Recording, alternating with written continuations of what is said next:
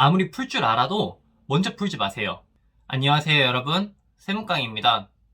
최근에 몸이 너무 안 좋아서 영상 업로드가 조금 늦어졌는데요. 영상을 다음 주쯤에 찍을까 하다가 적지만 제 영상을 기다려주시는 분들이 있기 때문에 이렇게 카메라를 켜게 되었습니다. 지난 영상에서는 세무사 2차 시험의 꽃, 세법학에 대해서 이야기를 했었는데요. 오늘의 주제는 여러분들도 예상했다시피 회계학 1, 2부에 관한 영상입니다. 세무사 2차 준비하시는 분들은 다 아실 거예요. 일반적으로 회계학 1, 2부는 세법학에 비해 고득점 부담이 있는 과목이기 때문에 공부할 때 확실하게 공부를 해두셔야 합니다. 자세한 내용 바로 시작해 보겠습니다. 첫 번째, 회계학 1부. 회계학 1부는 계산 문제로서 재무회계 60점, 원가관리회계 40점으로 구성되어 있습니다. 1차 시험에서는 회계학개론이 비교적 가장 어려운 과목이기 때문에 꽈락만 넘긴다는 생각으로 공부하는 것이 일반적이지만 2차 시험에서의 회계학 1부는 최소 70점 이상 맞는다는 생각으로 공부를 하셔야 합니다. 실제 2차 시험 회계학 1부는 공부만 확실하게 해놓으면 비교적으로 고득점을 맞기 수월한 과목이므로 1차 시험 때 회계학개론이 약했다고 해서 겁먹으실 필요는 전혀 없습니다. 자세한 공부 방법은 다음과 같습니다. 첫째, 연습서 한 권만 패기. 간혹 가다가 다양한 문제를 접해봐야 되는 거 아니야? 나는 연습서 여러 권을 사서 볼 거야 하시는 분들이 있는데 그분들은 제가 말리진 않겠습니다. 실제로 그 방법이 맞는 분들도 계시고요. 하지만 저는 동차생이든 유예생이든 연습서 한 권만 씹어먹는다라는 생각으로 공부하시는 것을 추천드립니다. 시중에 나와 있는 연습서들은 웬만하면 누락하는 주제 없이 잘 정리가 되어 있기 때문에 익숙한 문제를 5번에서 10번 정도 반복해서 풀어주시면 더 확실하게 공부할 수 있고 답안 작성 시에도 몸이 기계적으로 반응할 수 있습니다. 그리고 제가 기본서 얘기 없이 연습서만 얘기한 이유는 회계학 1부는 기본서 보는 것이 사실상 그렇게 크게 중요하지 않기 때문입니다. 연습서가 별탈 없이 다 풀리시면 기본서 공부는 따로 시간을 내서 공부하실 필요까지는 없습니다. 문제 풀다가 개념이 기억이 안 나거나 이 부분은 확실하게 알고 넘어가야겠다 싶으신 것들만 사전 찾듯이 찾아서 보시면 됩니다. 둘째, 객관식 책으로 보충학습하기. 연습서 한 권만 보면 아무래도 걱정이 되실 거예요. 본인이 약점이 있을 수 있는데 연습서 한 권으로는 그 약점을 찾기 쉽지가 않거든요. 그땐 우리가 1차 공부할 때 보던 객관식 책으로 보충학습 해주시면 좋습니다. 회계학 1부는 1차 시험 회계학개론의 큰 버전일 뿐이에요. 연습서로 큰 문제들을 접했으니 연습서 3회독 정도 한 시점에는 객관식 책으로 한 번 정도 보충해 주시면 굉장히 좋습니다. 저도 실제로 도움이 많이 됐고요. 셋째, 누락하는 파트 없이 공부하기. 우리 1차 공부할 때는 나름 전략적으로 공부를 했잖아요. 버릴 파트는 버리고 가져갈 파트는 확실하게 가져가서 점수를 확보하는 방식으로 말이죠.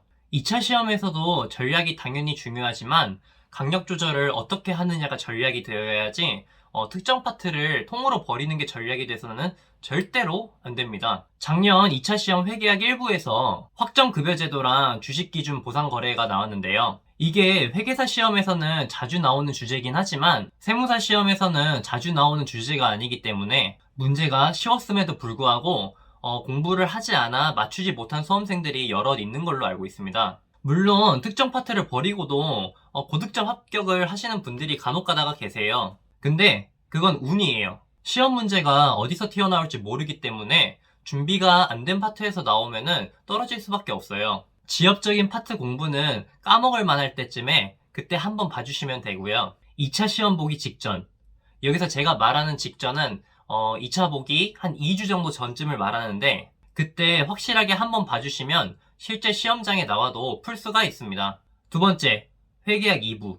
회계학 2부는 세무회계인데요. 회계학 1부랑 마찬가지로 계산 문제로서 법인세 50점, 소득세 30점, 부가가치세 20점으로 구성되어 있습니다. 1차 시험을 기타 세법과 부가가치세만으로 합격하신 수험생들은 2차 회계학 2부 공부할 때 애를 좀 먹을 수 있는데요. 세무사가 되기 위해선 꼭 넘어야 할 산이기 때문에 우리 포기하지 말고 다음에 3가지에 집중해서 공부하시길 바랍니다. 첫째, 문제풀이보다 개념 공부에 집중하기. 이거 정말 중요합니다. 저도 수험생 때 그랬고, 많은 수험생분들이 회계학 2부가 계산 문제니까 문제만 많이 풀면 되겠지 라는 착각을 많이 합니다. 하지만 그러면 문제 푸는 방법만 익숙해질 뿐 절대로 실력이 늘 수가 없습니다. 공부 열심히 한 수험생들한테 접대비나 기부금 문제 하나 던져주면 다 잘 풀어요. 근데 막상 답을 보면 정답률이 50%도 안 됩니다. 왜 그럴까요? 문제 푸는 방법들은 다 알고 있는데 계산할 때 꼭 하나씩 헷갈려서 빠뜨리는 경우가 너무 많아요. 이게 법정기부금인지 지정기부금인지 헷갈리는 그 순간 그 문제는 틀렸다고 보셔야 됩니다. 정말 열심히 공부했고 문제도 아는 문제라서 열심히 풀었는데 점수가 안 나오면 너무 속상하잖아요. 제가 동차 시험 때 그랬거든요. 실제 시험장에서 회계학 2부 누락 없이 다 풀었는데 다 풀고 나서 나 이러다가 사고 치는 거 아니야? 하면서 굉장히 기대감에 부풀어서 시험 결과를 기다렸거든요. 근데 꽈락으로 불합격했습니다. 말이 너무 길어졌네요.